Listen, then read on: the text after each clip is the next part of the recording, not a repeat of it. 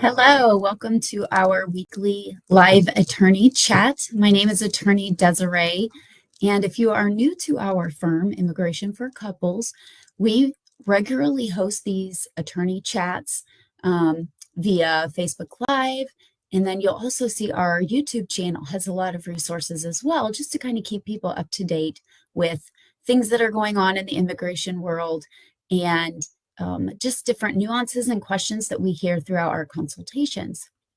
Today, I'd like to talk about the notice of intent to deny and what that means and how you handle those. If you are listening today live, feel free to ask questions or comments in the chat feature. If I can get to those, I will. If it's something that's more of a broader nature, I might do a different live video just over that topic. So today, again, I want to talk about the NoID, or Notice of Intent to Deny. This, if I'd like to back up just a little bit, so this is something that is given from USCIS later in a process. So you've already submitted a petition of some sort, and you may or may not have received an RFE or some other, you may have had an interview even. Sometimes these come very late in the process. And it does not mean that the case is denied. It just is a notice that the officer who is evaluating that case plans to deny.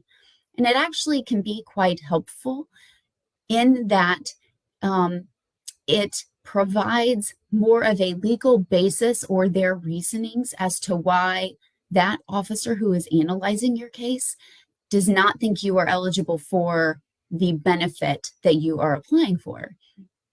And these can be given for many reasons. There could have been insufficient evidence. There could be new evidence that has come to light, such as a criminal record or something that's come up. Or it could just be a failure to establish your eligibility for that benefit of which you are applying. So usually what happens with these NOIDs is the officer will give their reasons for denial. Sometimes those are based in law. Sometimes those are just based on the circumstances in the record. This is something that I talk about frequently with our clients and potential clients, is that when you submit something to USCIS, that becomes a permanent part of your record, and you will have to deal with any inconsistencies at some point in time or the other. Hopefully that comes before you're issued a NOID, because they can be quite nerve-wracking, but know that it's giving you one more opportunity to plead your case. And usually they cause a little more stress because you usually have to respond within 30 days. So it's a quick turnaround. You might have to refresh evidence. You might have to get new evidence or new affidavits from people, things like that. But it's one last chance for you to remedy the issues that the officer has seen with your case. Due to the fact that the response is usually based in evidence and procedural requirements, a lot of times I'll write even a brief explaining why that particular benefit should not be denied.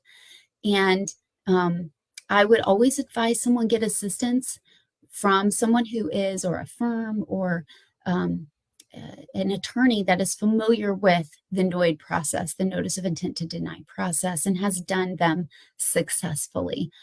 You can overcome them. I will say a lot of times those are denied. They do turn into a denial.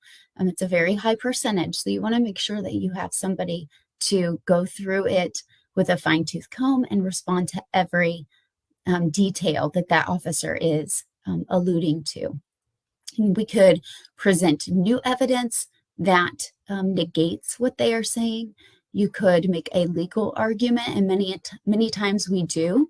Sometimes they are not based on factually on correct legal evidence in order to issue a denial.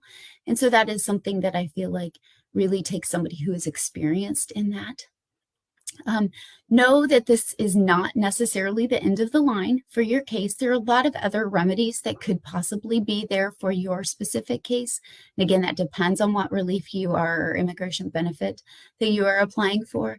You could submit another application that might be available to you. You could appeal it to one or more different avenues within that immigration system. So it's really important to try to get the NoID right and exhaust that administrative remedy before you have to maybe move on to dealing with a denial. And that is certainly something that our firm can handle or help you with. So I hope this has been informative. If you're watching this on replay, feel free to comment #replay, reach out to us, schedule a consult if you have ran into something like this and feel you need more guidance or about any other immigration process. Also, if you think this might be helpful, feel free to share our page, look us up on YouTube as well. Thank you. Have a great day.